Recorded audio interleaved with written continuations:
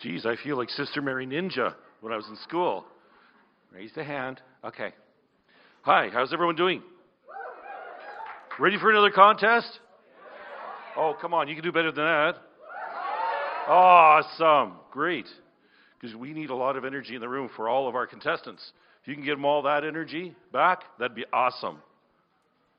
So, Connie has turned around and said, well, when you introduce me, I'm going to give you artistic license. So I said, ooh, that could be, ooh. But I'll keep it nice and I'll keep it short so we can get everything started and we can get these people up here and listen to some awesome speakers. So I'm Connie, if you could come forward and we'll get this thing started.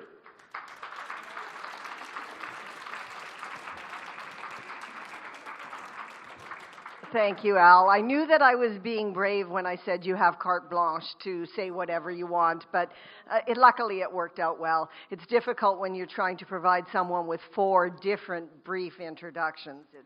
It's not very easy. Well, welcome to the International Speech Contest. This is the apex, the pinnacle of contests in Toastmasters International, because this contest will carry forward to the World Championship of Public Speaking, and that is supremely exciting. It is going to be an exciting contest based on what we've had in our past 2 contests. I know that this one is going to be as good, if not better. A few reminders for you, the same reminders if you weren't here in the other contests, you'll know what I'm going to say. No picture taking during the contest. Please turn off your cell phones and anything else that could make noise, because the last thing that we want to do is interfere with any of the contestants' speeches and the hard work that they've put into these. No one is allowed in or out of the room while a contestant is speaking. If you do have to exit the room, please, you'll have to do that during the 1 minute of silence. It's now my pleasure to get the contest started by introducing your Toastmaster for this event. Laurel Wingert has been actively involved in Toastmasters since March of 2012. She belongs to 2 clubs, Weekend Wordmasters, and FCC Stubble Jumpers. Through Toastmasters, Laurel has increased her confidence, worked on her leadership skills, and improved her verbal and written communication. She received her Distinguished Toastmaster in July of 2017. She served the district many times as Finance Manager in 2016-17, Audit Chair in 2017-18, and currently she is Division B Director. Laurel has 3 children and 7 plus 3 grandchildren. I didn't realize what she had written until I just read it right now. She keeps life interesting for us. Please join me in welcoming Distinguished Toastmaster Laurel Wingert.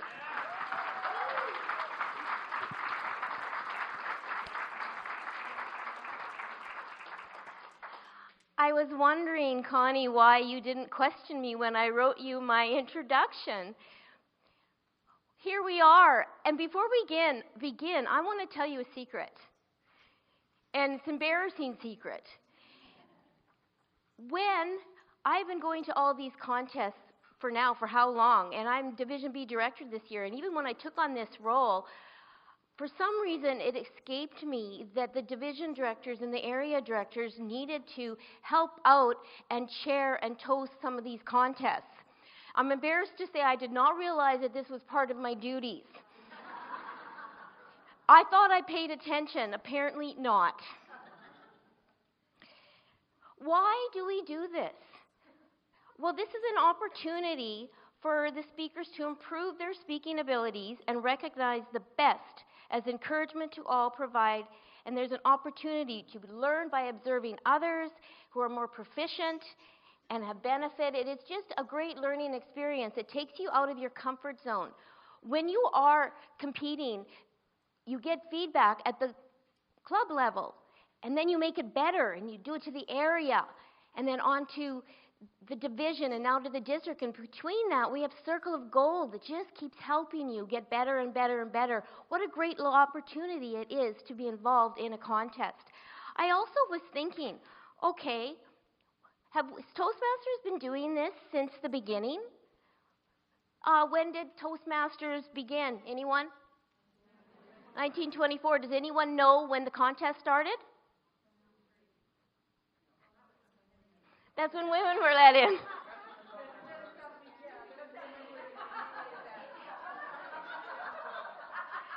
The contest did not start until 1938.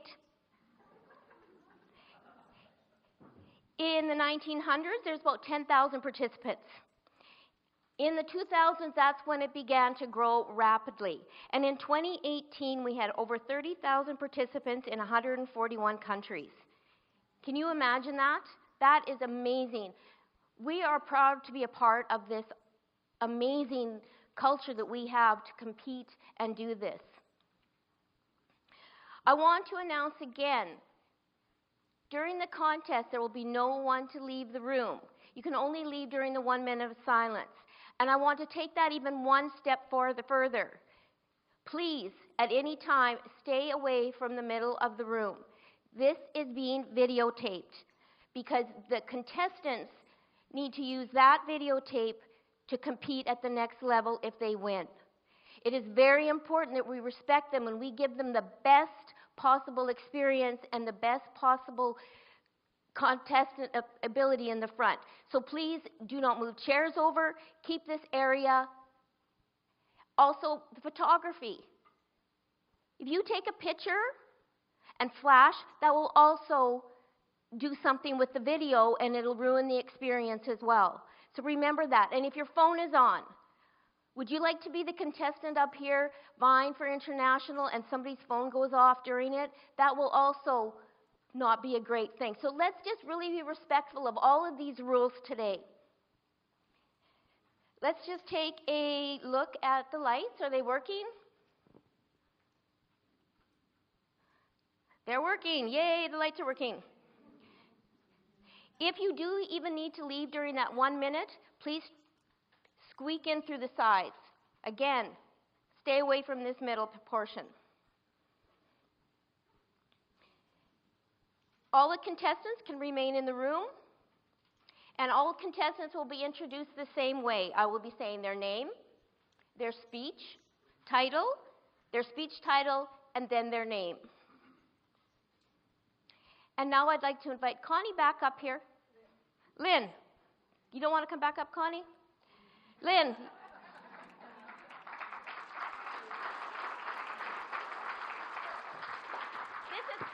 This is our chief judge, and she will explain the rules today. And I don't have much to explain because our Toastmaster and our contest chair did a very good job of doing that. We have briefed our contestants and our judges, and we have checked for their eligibility, and we're ready to start this contest. Good luck, everybody. Have fun. And I'll hand it back. Thank you. And now I will go over the speaking order. First speaker will be Carolyn Caldy. Carolyn Caldy. Second, Valerie Erickson.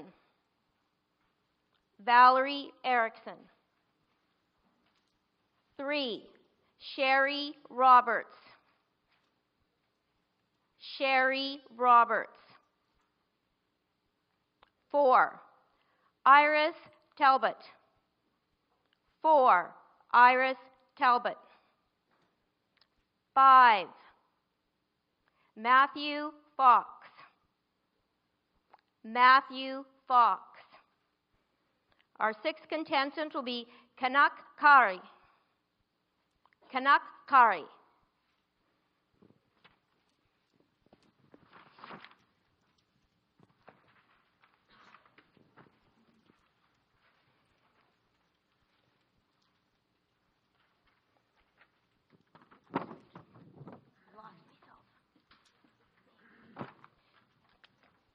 And let's begin. Carolyn Caldy.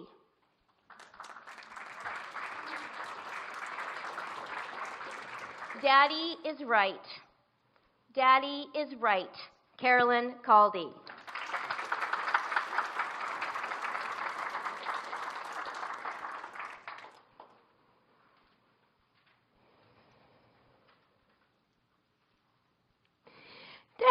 please, can we get a television? What would you say? Caroline, the greatest gift I can give you is to teach you through music, books, and building blocks to be a lifelong learner. So I got a clarinet to exercise my mind. It just conjured up painful practice sessions. Leo Tolstoy's novel, Anna Karenina, to feed my mind. Right up there with eating sardines. And Lego. Well, I liked Lego until it was explained to me to open my mind. What a buzzkill. Madam Toastmaster and friends, I practiced the clarinet, I played with the Lego, and I read Anna Karenina to avert war and peace breaking out at home. Then after university, I got my own place. And the first thing I bought? A television. And then I got a letter from Daddy. Dear Caroline, I am concerned that you are vegging out and becoming a couch potato. Even though I might have done my doctorate thesis on potatoes, this does not mean you should become one. You may think you are smarter and done with learning when you graduated from engineering. But by not continuing to learn, your mind will become closed, intolerant, diminishing your ability to critically think. Exercise your mind, feed your mind, open your mind. Caroline, you must keep learning.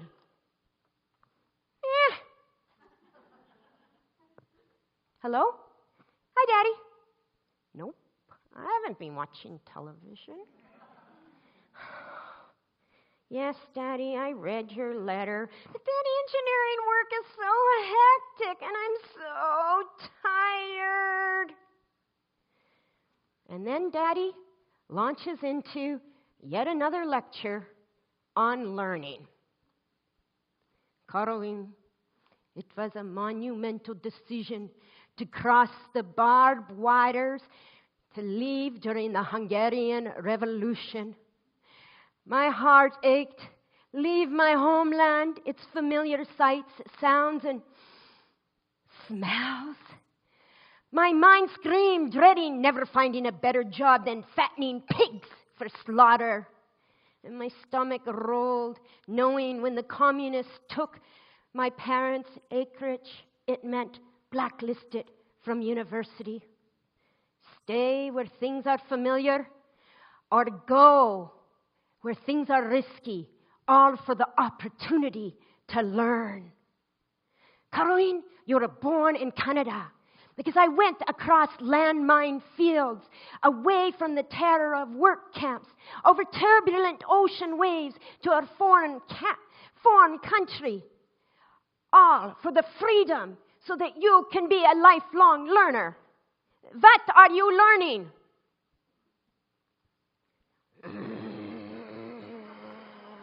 What? Learn something? Learn something new? Really, Daddy? I'm so done learning. Did I learn something physical? Daddy, don't you remember? I barely passed physical education 10. And that was because of the written assignments. I'm a klutz. Fine. What to learn? What to learn? Anna Karenina knew how to waltz. Give that a go. All right. 1, 2, 3. 1, up, no, down. 2, up, 3. Oh, why do I bother? I get so confused between forward, backward, down, up. Oh, what is the use? And then I remembered my father's sacrifices just for the opportunity to learn.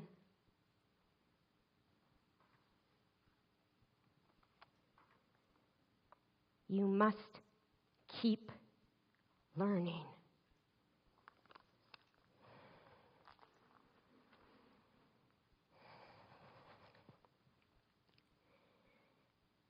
One, two, three. 1, 2, 3. 1, 2, 3. 1, 2, 3. 1, 2, 3. Daddy is right. It's important to keep learning. The clarinet taught me music and twirled me into dance. How are you exercising your mind? Books have filled my home, transforming me figuratively and literally. How are you feeding your mind? And Lego has taught me to open my mind, taking me from engineering to social work. How are you opening your mind? I invite you to join me and be a lifelong learner.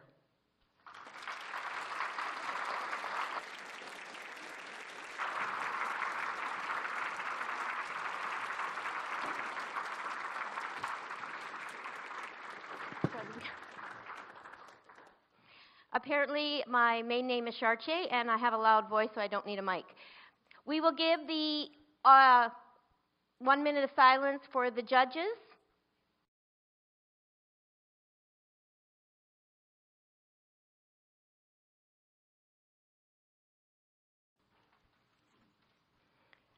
Sherry Roberts. Grief or relief? Grief or relief? Sherry Roberts.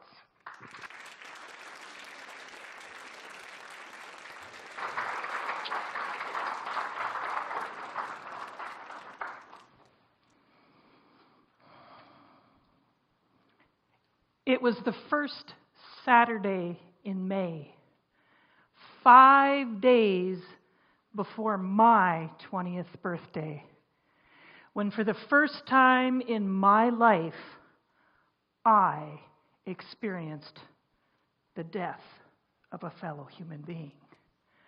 I saw the man grab at his chest, stumble a few steps, and fall face first to the ground. I raced over to help him. Turning him over, I saw that his eyes had rolled back into his head. I quickly grabbed out my phone, calling 911. I was assured an ambulance would be there shortly. And as I hung up my phone, I heard the man making what sounded like a snoring noise.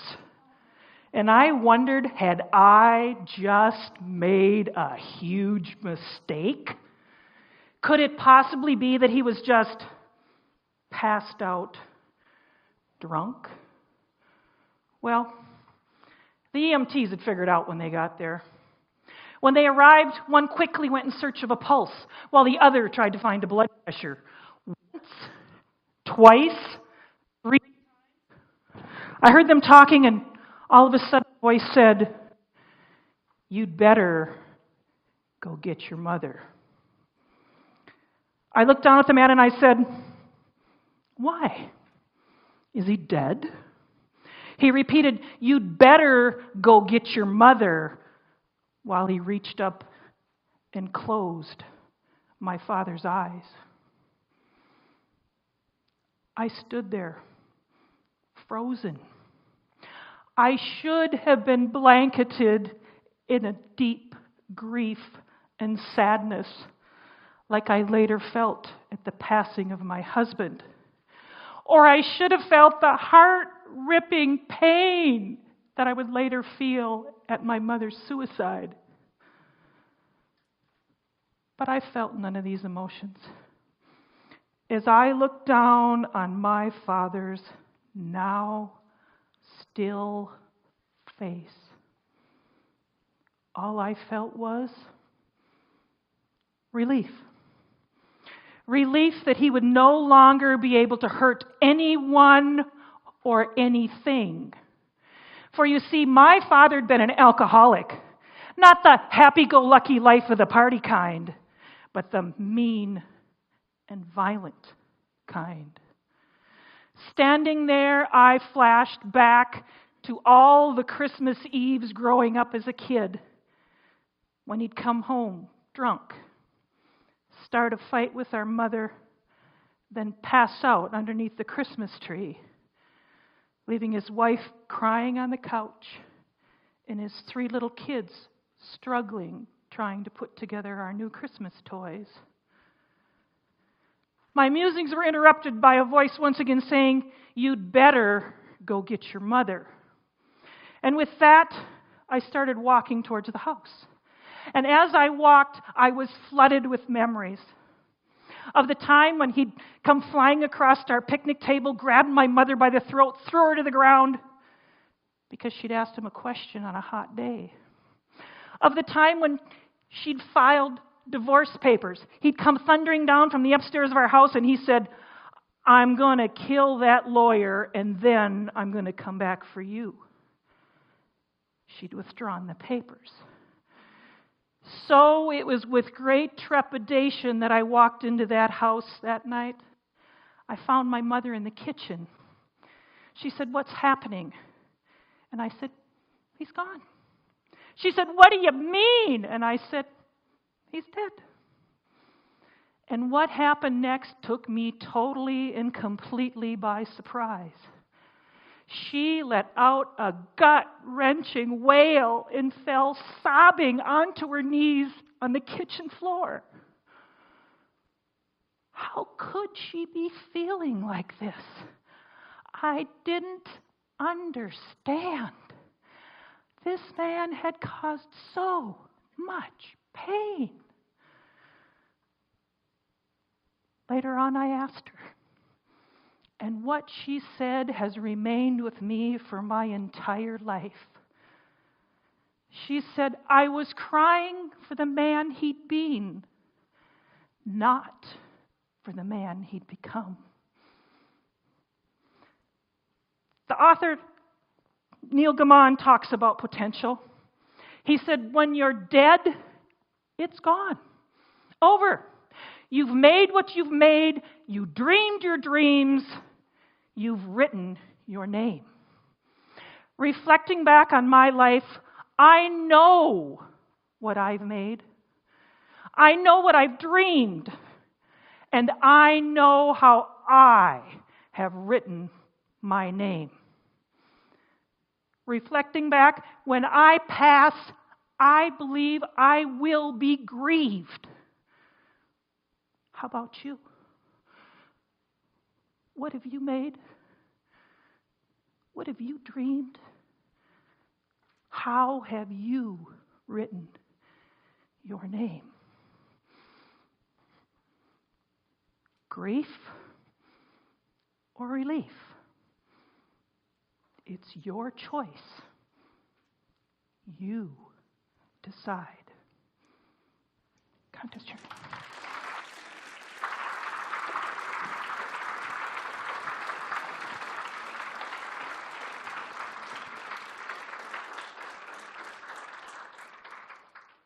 Let's have 1 minute of silence for the judges, please. Iris Talbot, the choice is yours. The choice is yours, Iris Talbot.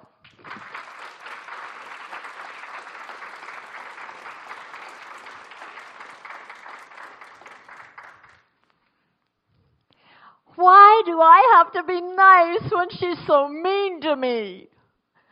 That's the question my 4-year-old granddaughter asked when she was playing with her older sister. Her mother said, "Because it is important to be kind to everyone." Madam Toastmaster, and all you other child adults, how many times have you had to learn the same lesson?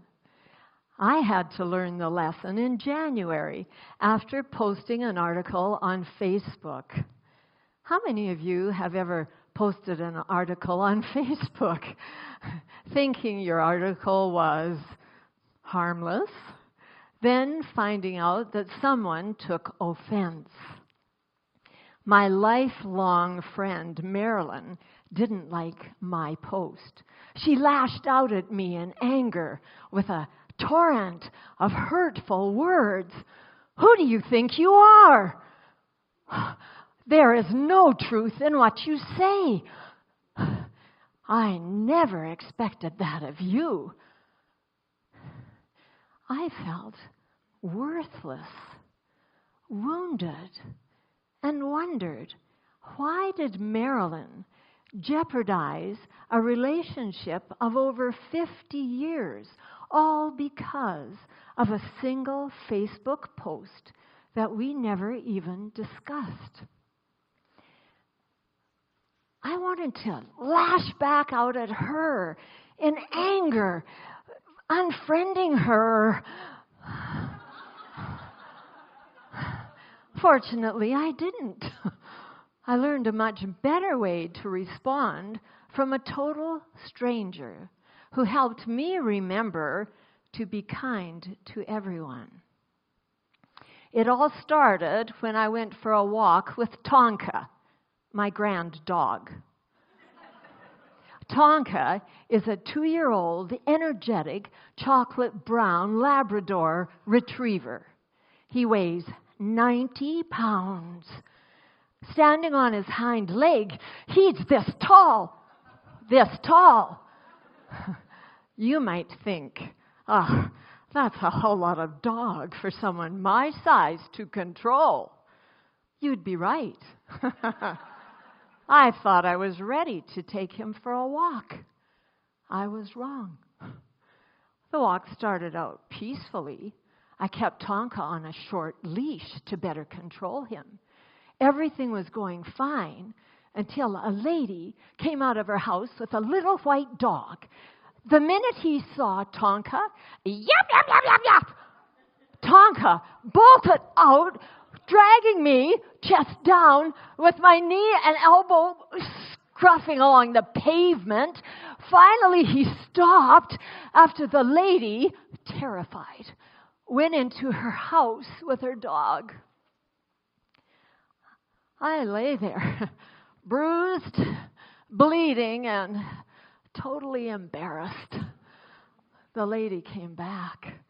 Are you okay? Oh, yeah, I'm fine. Let me walk you home. She took the leash. Sensing I was still feeling a little fragile, she started talking. I love big dogs. Always wanted one. He's so beautiful. My name is Hertzu. We walked the 2 blocks to my daughter's house. She put Tonka in the yard, settled me in the house, and left. Bye. Have a really good day.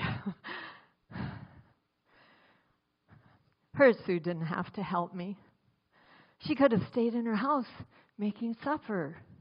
She could have ignored me. She could have lashed out in anger at me. You idiot! Oh, that dog is too big for you. People like you shouldn't have pets. She didn't. Instead, she made the decision to reach out to me in kindness. Her kindness made me realize my lack of kindness and my quiet anger toward my friend Marilyn. I made a really difficult decision to reach out to Marilyn in kindness. It wasn't easy. I phoned Marilyn. Hi, Marilyn, it's Iris. I want you to know how much I love you, how much your friendship means to me. You also need to know how much you hurt me with your response to my Facebook post. Oh, Iris, I would never hurt you. Never. After shedding many tears and talking for an hour about our miscommunication, Marilyn said, all I wanted to do was slap you up the side of the head. I still love you. That's my Marilyn. A little crusty, but a heart of gold. Just like my granddaughter and myself, one day you too will have conflict in a relationship. You will have to make a decision how to handle that negativity. Will you lash out in anger, or will you reach out in kindness? The choice, my friend, is yours.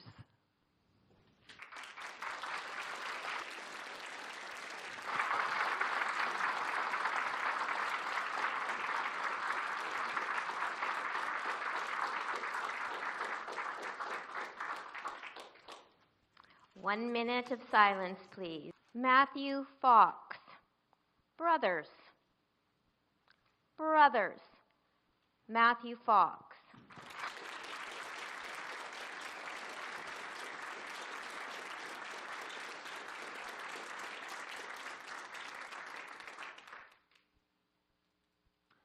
Over there, Peter, I said, pointing out into the countryside in front of me. Peter's gaze followed mine, and he stared into the distance as the rising sun spilled across the land. I don't think so, Matt. Not this time. You sure you don't need glasses? Peter was always joking around.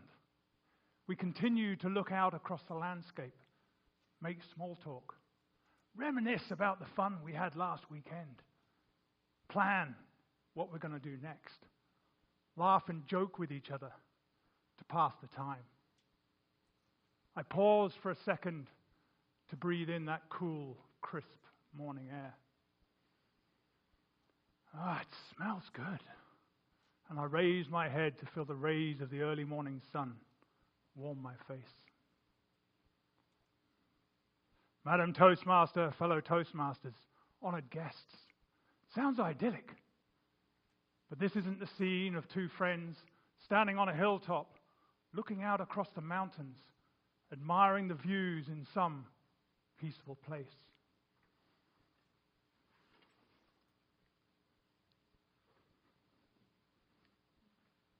I'm standing in a trench, in a war zone, scanning my arcs, keeping an eye out for the enemy, hoping, just hoping I see him before he sees me, with no real idea of what's going to happen next. Will I be face to face with my foe in minutes few? Will I hear the rumble of tanks or the thunder of artillery, maybe the scream of attack aircraft? My thoughts go back to the mortar attack we suffered last Wednesday. Explosions everywhere, screams of agony, and the horrendous injuries suffered by my friend Robert. Will I be next? And I wonder, will I ever get to see my wife's beautiful smile or feel my daughter's loving hugs again? I should be terrified, but I'm not. Why? Because I have Peter by my side. When I look beyond Peter, I see Tony, Mark, and John. And I look to my left, I see Stephen, Philip, and Frank. And I realize why I have no fear. My brothers. Their boisterous banter, the feeling of belonging, what a difference it makes. Do you have your own support network? Comrades in arms? Your version of my brothers? People who've got your back. People who make life just that little bit more fun. With shared goals and shared burdens. People who raise you up so you can stand on mountains. Life in the army was full of those times when I needed my brothers. Tough times. Serious situations. But where as a group we felt we could laugh in the face of adversity. Just like the time an enemy rocket flew above our heads, ricocheted off a building and landed in the river without exploding. Ha ha! You missed us! Maybe it was bravado, maybe it was strength in numbers.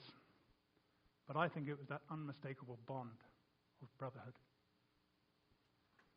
Imagine then my feelings when after 28 years I leave my military family. My brothers, and I step through the gates into civilian life, into the unknown, away from my sheltered existence, and into this big, bad world in which you all thrive. I should be terrified, but I'm not. Why? Because I have the support and encouragement of my family, my friends. And everywhere I went, I was met with a smile, a handshake, and made to feel welcome. Wow, what a difference it makes. Standing here today, I'm facing one of the greatest fears of mankind. And it's not spiders, it's not snakes, and it's not our Honourable Chief Judge. Public speaking. I should be terrified, but I'm not. Why? Because I have my brothers, my sisters, you, my friends. You encourage me, you motivate me, mentor me. A kind word, a smile, some positive feedback, hopefully. You raise me up to be more than I can be. It goes without saying that you don't need to have served in the military or gone toe-to-toe with the enemy to find people that make a difference. Not just brothers, but sisters, family, friends, colleagues, anyone that can lift you up from that quicksand of self-doubt and fear. I'm eternally grateful to my brothers who carried me through some tough times when my head was down. To my family for standing by me through thick and thin, encouraging me. And to you, my friends, for your support always. I am strong when I'm on your shoulders. I quote the lyrics from the song You Raise Me Up by Josh Groban throughout my speech, because those words have such power, such purpose, such passion, and they truly reflect my feelings inside. Can you think of a time in the last year, the last month, the last week, when you became someone's brother? When you witnessed them being bombarded in the trenches of life, and you raised them up to victory, lifting their spirits so they could stride forward, carefree, with confidence and conviction? It's people that make a difference. You, me, us. The next time you see someone struggling in the trenches, will you give them a helping hand? Will you step up and be their brother?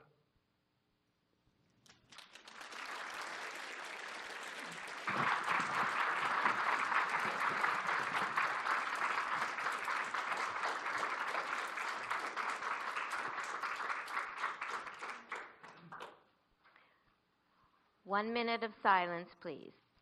Kanak Kari. Hello and goodbye.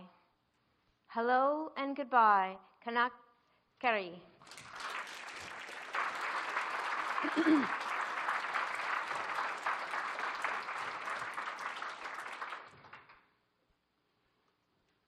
Hello, Canada. Goodbye, India. Madam Toastmasters, ladies and gentlemen, when I was leaving India for the first time, it was very hard for me to say goodbye to my family. My tears could have flooded the Ganges River. My father told me, Kanak, stop crying.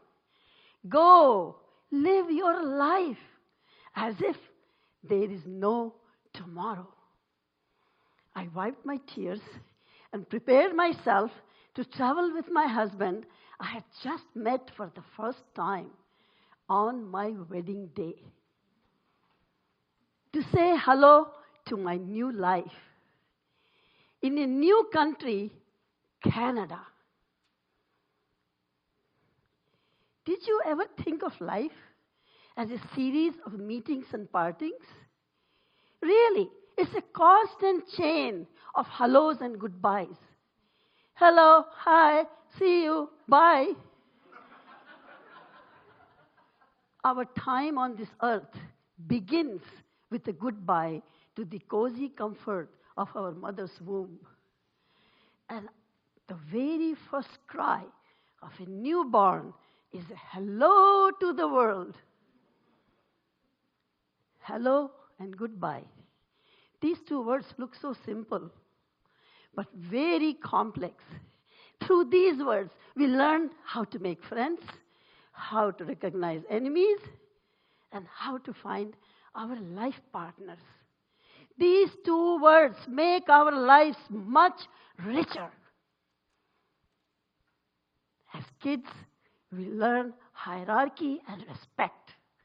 First thing, each kid is taught how to greet with respect and how to say bye graciously. As youth, at some point, we are programmed to reject the conventions. High five, no jive, 5 low, 2 slow, what's up, yo?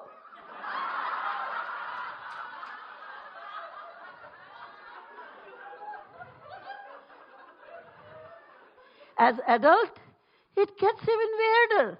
We learn the complex etiquette of how to shake hands. Male to male should be firm. Male to female, not so firm. How many pumps? How hard a grip? Such a strange convention. What to say and how to say it. How much eye contact and how much to smile. On my way to Canada, my husband was teaching me how to shake hands. I was so nervous. In my time, it was considered flirtatious, even disrespectful, to hold a hand or look into the eyes or smile at an adult, especially a male adult. Times have changed. These days, we learn to greet across cultures.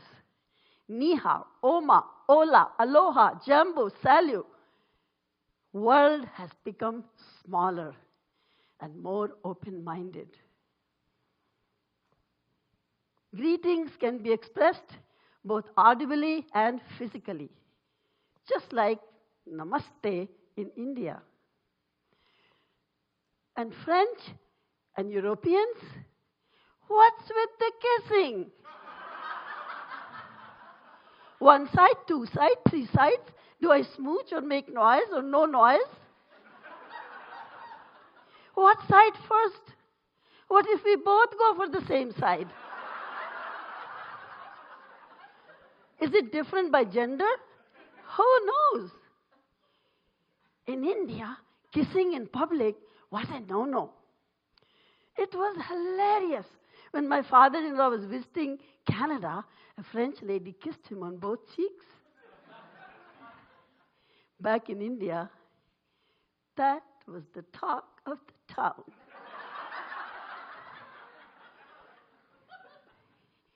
At some point in our path through life, the tides turn and hellos start becoming less frequent and goodbyes more so. Hello, my daughter. Goodbye, my daughter. Study hard in college. Last daughter leaves. The goodbyes echo in an empty house. Then, all of a sudden, the final goodbyes started out of nowhere. Goodbye, my father. Goodbye, my mother.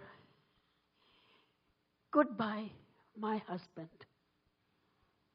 After being 50 years together, before my husband passed away, he held my hand and said to me, Kanak, this is my final goodbye to you.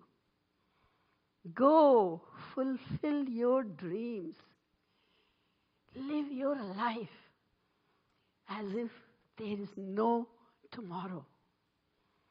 I will be watching you. Aren't hello and goodbyes just the frequent metaphors of our entry into and departure from this earth? We live with what we came with, nothing. And in between, we are enriched with thousands of hellos and goodbyes.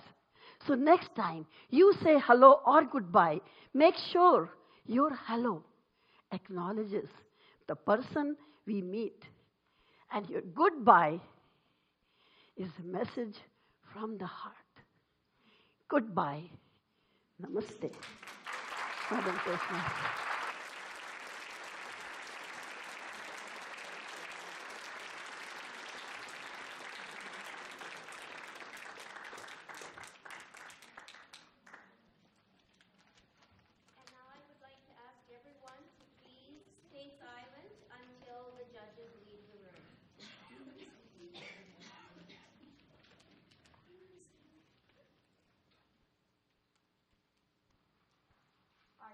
Are you ready? 1, 2, ah! I really want to thank the audience members for helping us out with the silence and staying out of the video area. I really appreciate that, and I'm sure our contestants do as well.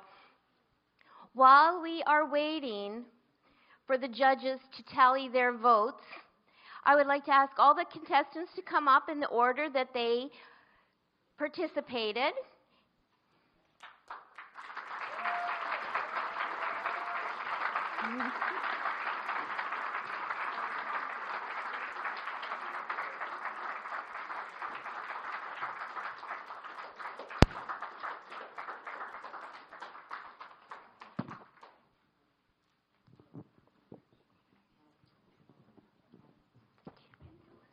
You just have to hold it still here. It's not on the chin. It doesn't have to be on the chin.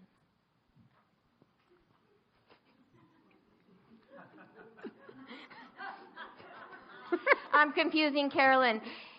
The reason why we want it on the chin is so we keep it still and at this level. But if you've been using a microphone a lot and you're used to planting your arm, that's okay. If you don't want your chin against this thing, as who brought that up yesterday, that it might have had a lot of chins on it? Apparently a man's beard has more items in it than dog fur does. Just something I read. We will start with Carolyn. Carolyn Cawley. Could you please let us know what club, area, and division you are representing today? I am a member of Division C, Area 22, Club number 6823. More importantly, one of the first times at district that I've had a club member come to support me. Thank you, Mark Ward. And my club name is Can Orators. Thank you for clarifying that, because I was looking at it trying to figure out what the correct pronunciation of that was. Can Orators, Can Orators, I don't know. I'm not good at grammar. Your speech was a lot about learning. That was what I took away from it. I hope it was what it was supposed to be. Good. In 2016-17, is that the correct year? Yes. You were the district director. And that year it said that you also went back to school to be social work. You were a district director. You had all these things going on. Tell me and the rest of the people in this room what your biggest learning was that year. What taught you the most that particular year? Well, other than it's critical to have a kick-ass finance manager who wears beautiful shoes. If you're wondering, Laurel was my finance manager and your district finance manager. The most important thing that I learned that year was prioritizing. And General Rick Hilliard, who is Brigadier General, or probably even higher, I don't know, Matt can tell me if I got the right level, General Rick, had said that sometimes you have to sit there and say there's like 2 or 3 things, and that's all you can focus on. And so I made it that it had to be Toastmasters and it had to be social work. But there was times, even among that I had to sacrifice one for the other. So did I get as high of a GPA in my Bachelor's of Social Work as I would have liked or as I could have had? No. Did I do as spectacular of a job as district director as I could have? No. But I tried to honor both, and times had to make choices. So it was prioritization. Thank you very much.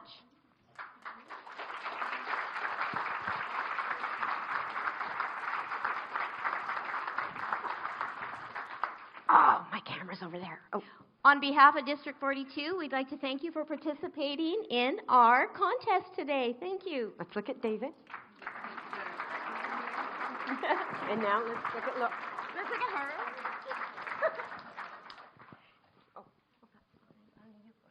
I don't really want to put this anywhere near my chin now. Kind of scared. Hold it under your chin, lock your arm. Yeah, I'm good. Oh, you're good? Yeah. All right. I'll wait for it. Okay. Valerie, could you please let us know what club, area, and division you are representing today? I am representing, oopsie, see, I see why you have to put it on your chin. MVP. Thank you. Division A, yep, 27, area 27. Woo! Thank you.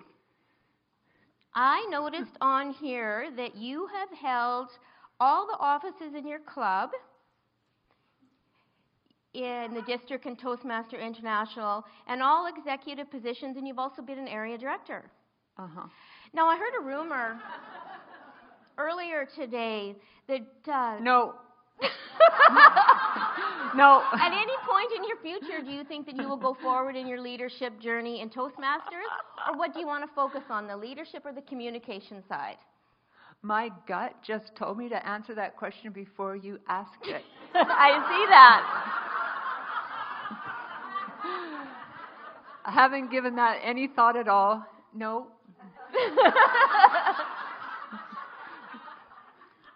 Let's move along. Okay. You are writing a memoir. I am.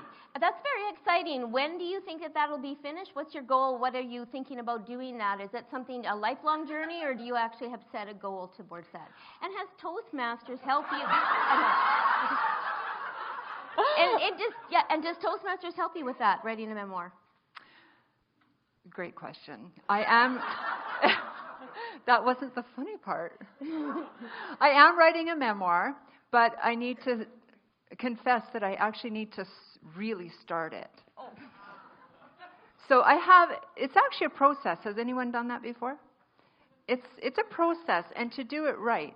And then contest season started, and then my focus went on to Toastmasters. So I've stalled in my process, and I feel like I need to start that again. But my goal is to try to get this finished by around Christmas. But the problem is contest season ended, or it's maybe not ending. It depends how I do. Anyway, contest season is here, but golf season's beginning, and that's really, I'm a competitive golfer, so it's really getting in the way. To answer your question, I don't know. I have to start it. Thank you very much. On behalf of District 42, we would like to thank you for participating in the contest. Thank you.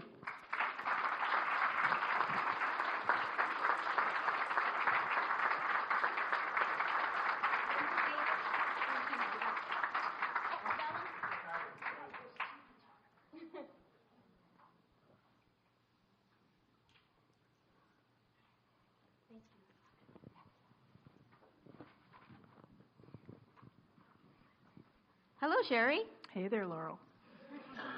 Could you please tell us what club, area, and division you are representing? Well, that'd be a whole lot easier if Larry Callahan hadn't convinced me to have that rum and coke at lunch, but... Way better speakers. 16, Division B.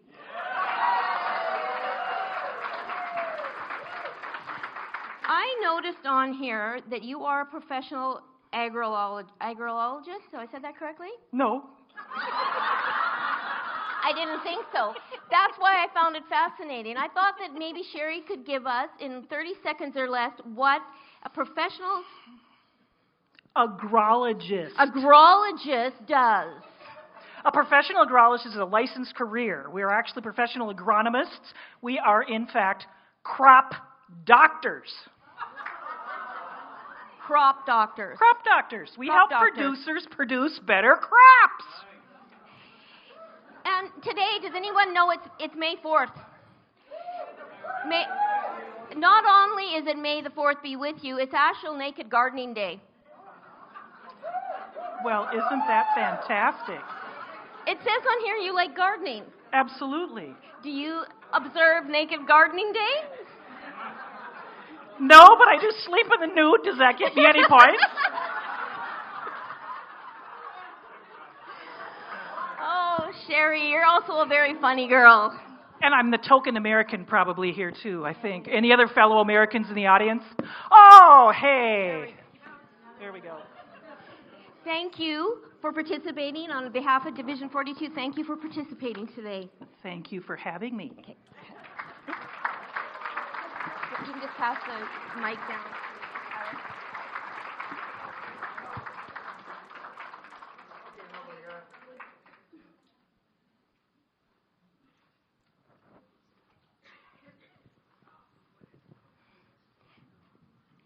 Iris, could you tell me what club you belong to?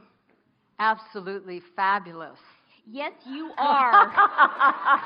Absolutely fabulous. What club do you belong to? Absolutely fabulous. Yes, she is. Isn't she absolutely fabulous? What area and division is that? F14. F14. Thank you very much. Let's move this over.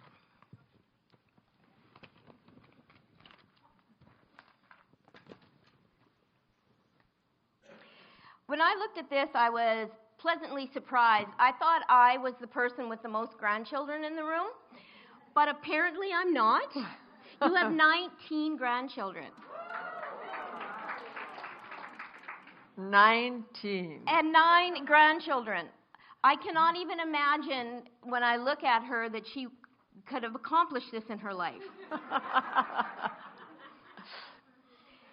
You also, I know you sing. And but I want to know, would you actually teach your grandchildren singing? Do you play the piano and sing for them? Do they enjoy doing that with you? Some do, some don't. I have a group of 8 to 12-year-old girls. There were 8, now there's 6, who come on Thursdays to sing with me. This week, my granddaughter, who is one of the reasons I started this group, was singing with me. And we're singing there just together, red and yellow and pink and green. And I'm thinking, this is the best day of my life. I feel like I'm singing with my best friend. And I said that to her. I said, Sadie, I feel like I'm singing with my best friend. And she gave me a great big hug. I brought this up because I absolutely respect and admire people in the musician world. They are great people, and your grandchildren will remember you for that for the rest of your life. Even if they didn't enjoy it, that's what they will remember. And they will remember it fondly.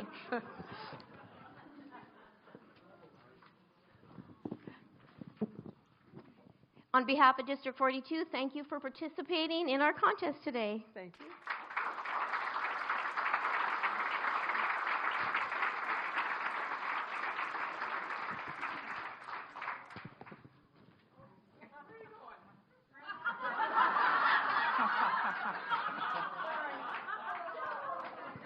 I think I should have worn bigger shoes. Well, we'll start with the question that we're all ready for. Club, area, division, please. Yeah, today I'm representing High River Toastmasters in Division D, Area 23. Area 23. Congratulations. I'm also a member of MVP and Floor Communicators. Yeah, I saw that you had a few clubs up here. All right. Full military career, we learned that in there. But what I see on here is that you won an award, an Armories, and could you, I can't spell. It's an Armours and Braziers Award. Could you explain what that was for? Yes, I can. I joined the Army at 16 as an apprentice armourer. So I learnt my trade, I learnt military skills at the same time. And as I went through my career, the pinnacle of the trade training, I suppose, was something called an Artificer Weapons course, which I did about 9 or 10 years after I joined, where you go very deep into maths, science, material technology, weapon science, to about just below a degree level, I suppose. And that really helps you study from pistols up to heavy artillery and rockets and so on, in how to maintain and repair them. And I was awarded a prize for being the best student that 2-year period.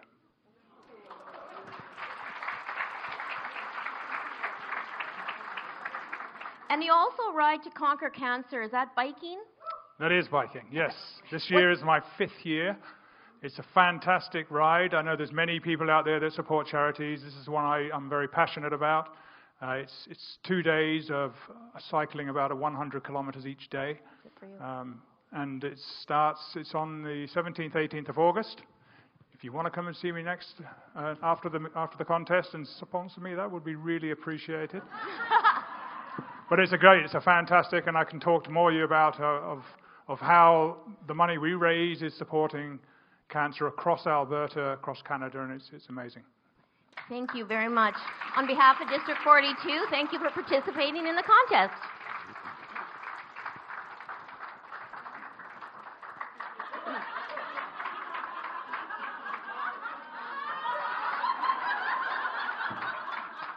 Thank you. What is my area?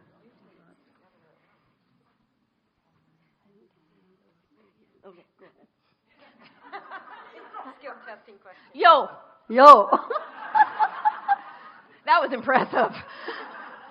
Canuck, I have to ask you this, and you might have to get some help from the audience members. What is your club, area, and division? Well, I'm representing right now, literally speaking, I think it's area E42. What is our 13? Remembering the speech, forget about area. Then I'm also a member of spoken word.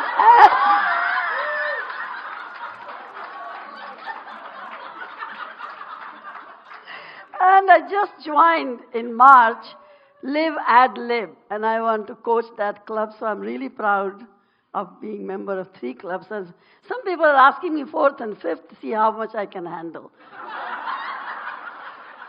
Well, I looked on here and it asked if you have held any officers in your club, district, and Toastmaster International, any of those, and she's got in here nothing. Don't answer.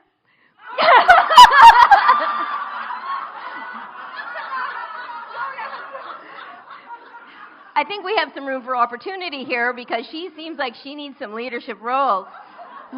But meanwhile, it looks like you like to golf as well. Yes. How long have you been golfing, and what is the lowest or the best score that you've ever gotten in golf? I've been golfing maybe 25 years, and once only I've been ladies champion, and that was nice. But my score is, what my handicap is, 40, 45. It hasn't improved. It goes higher and higher and higher. And I have to compete with Val one time. She's going to beat me for sure. But I have to get better at it so I can beat her. If I ever come to Calgary, can I golf with you ladies? I live right on the golf course. That far is the golf course from that door to my house, condo. So come and play. I certainly will. You will beat me, but it's always fun to play. Yes. You are inspired by your family. How about you tell us a little bit about your family? In family, I learned from my father, my father-in-law, and my husband. 3 men were very important people. And of course, my mom and my mother-in-law.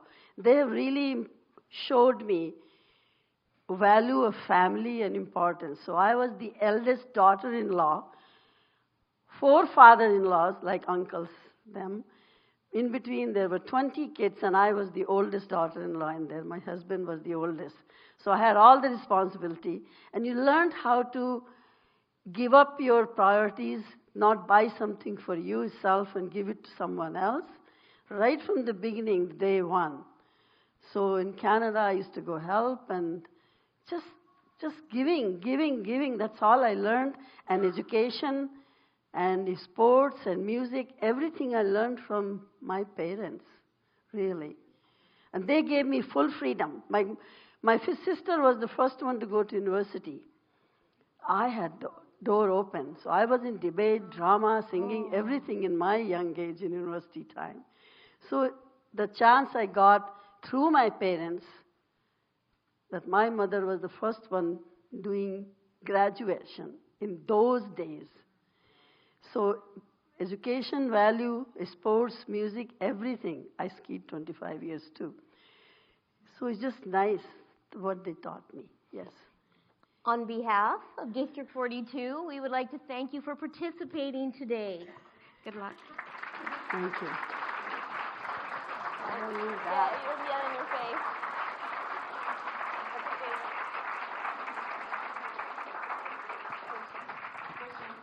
Okay. We have a couple more minutes. I'm going to ask them each one more question, and then we'll do a group shot because they're not back yet. Okay, Connie? And this one here, we'll start with Kanak because she's here, and you can just go ahead and pass the microphone down. And as you know, I don't know if anybody's figured this out, I love pathways. And I really want to encourage people on pathways. So I'm going to put everyone on the spot here, and I want to know,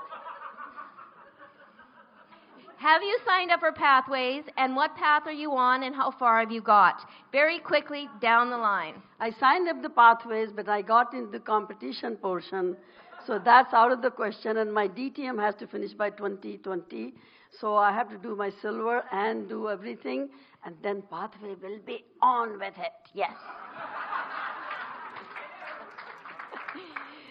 I signed up for Pathways, and I'm on the presentation mastery, and I've done my icebreaker, and I've been rather slow on Pathways because that whole leadership thing, I thought it's important to try to get my club to President's Distinguished again for the 20th some year, so I wanted to finish a CC manual.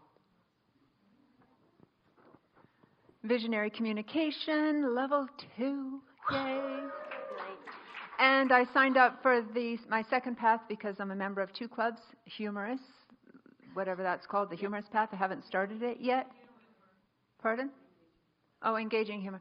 And I am very close to getting my second DTM, which I will do on the Legacy program, so I'm close to that.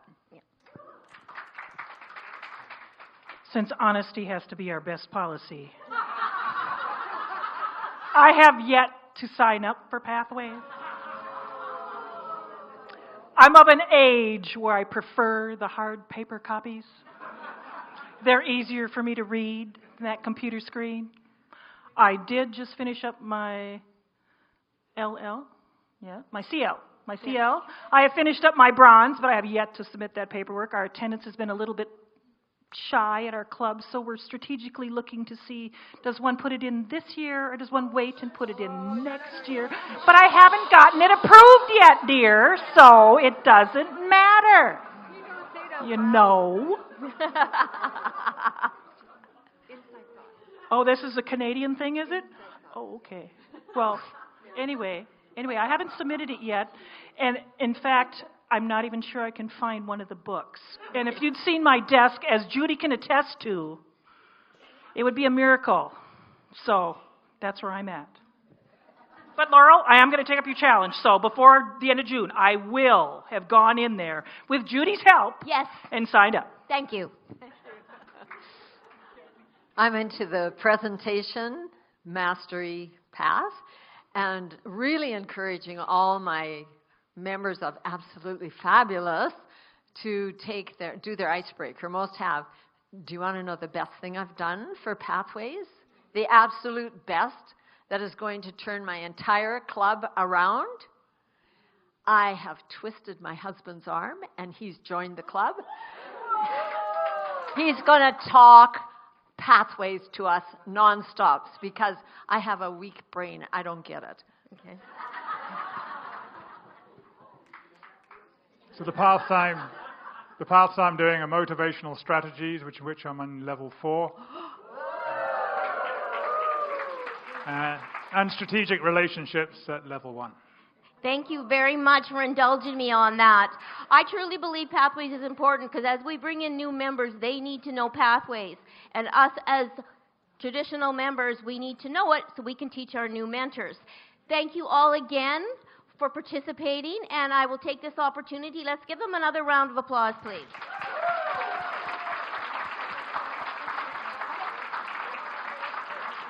And now we'll do photos.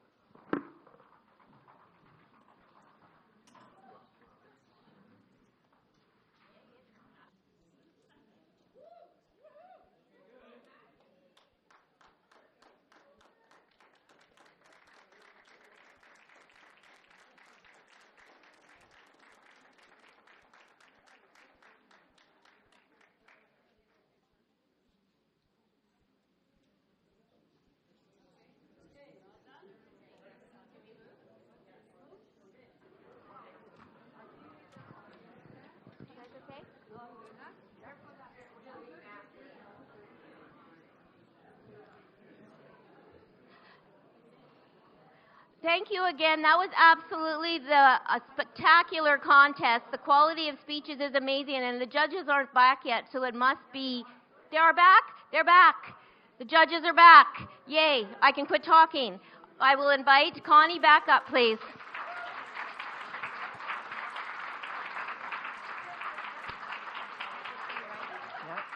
Well, good afternoon again, everyone. And yes, our contestants did not disappoint because what a contest we had.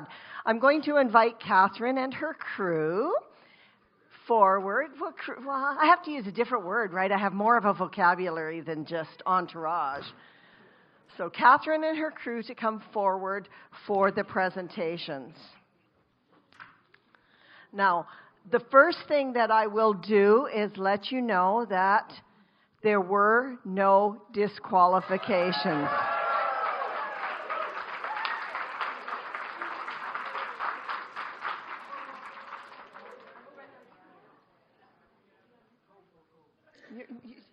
Okay. Just here for now. Okay. I'd like to announce that our third place winner, please welcome Iris Talbot.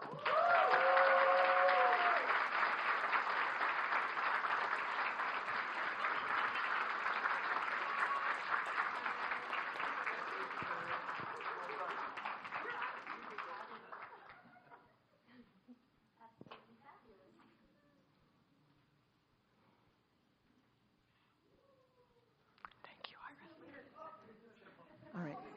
Catherine?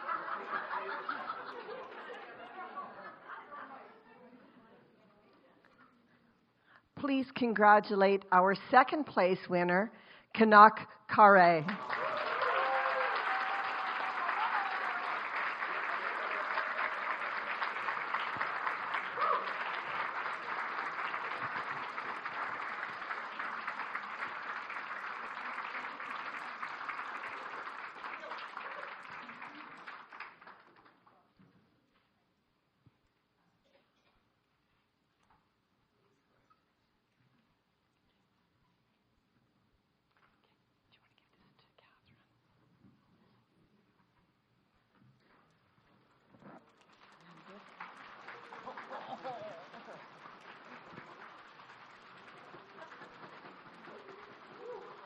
Ladies and gentlemen, please congratulate our first place winner, Valerie Erickson.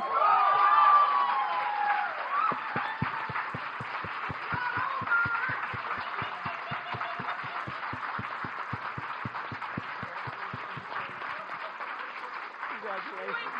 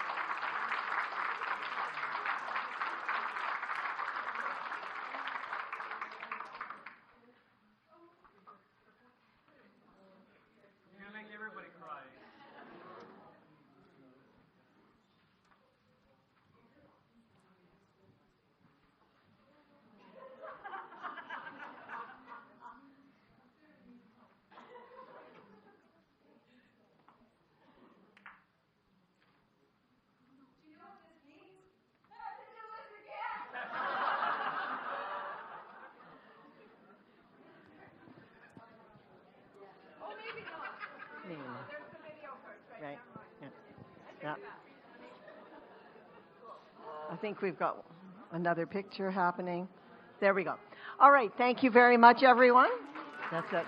No, I'll introduce Al. Yeah.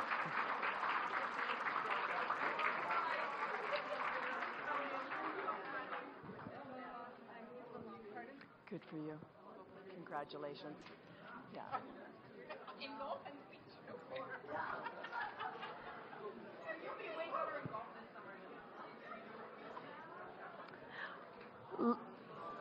Ladies and gentlemen, our contest is almost at its conclusion. I'm now going to call forward our Sergeant-at-Arms for the conference itself, Al, to take us through the next steps in our afternoon. Thanks very much. Connie, could you do me a favor? Could you read, what does that say there? Oh, Genius Bar. Oh, damn. Oh, okay. Because well, yeah, I am a genius. Yeah, yeah. My mom always called me that. A few other things, but I thought that said Guinness Bar. This is my own writing. So the next event, before we go on, how was that contest? Amazing, amazing. You know, with Toastmasters, I'm always so impressed with everyone else's speeches, right? And I'm just always amazed at these contests that people put so much work into it, and they throw themselves completely into it. They work so hard, and another round of applause, please.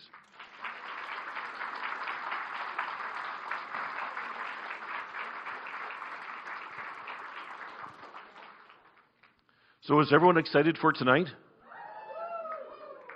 But we have another thing on our list, right? And that's what I said. So it's at 4 o'clock, 1600 till 5:30 is the Educational Pathways Genius Bar and DTM 2020. So I don't know if they would allow Guinness in there, but you might be able to find some Guinness somewhere. And then our next event after 5:30 is 6 o'clock, 6 p.m. And that will be our gala event. Now, I'm expecting to see some really cool prom dresses out there. All right? And some really cool tuxedos. I tried to get the polyester one that I went to mine in, but they don't have them anymore. So does that mean I'm too old, or... thank you. I knew I'd hear that. Thank you. Appreciate it. So from this point on, 4 o'clock till 5:30, and if we have any other announcements. Hi, I just want to remind the area directors, division directors, district executive that we are going to be lining up to have a grand entrance in the Spencer room at 6 o'clock, I had thought, right? And then we're starting dinner at 6:30, correct? Okay. Yes, people will be seated, and then we will stand and welcome our district team when they come in. Okay. Sorry, I didn't pass on that the Educational Pathways Genius Bar is next door, so you don't have very far to go. At that rate, thank you very much, and let's enjoy the evening.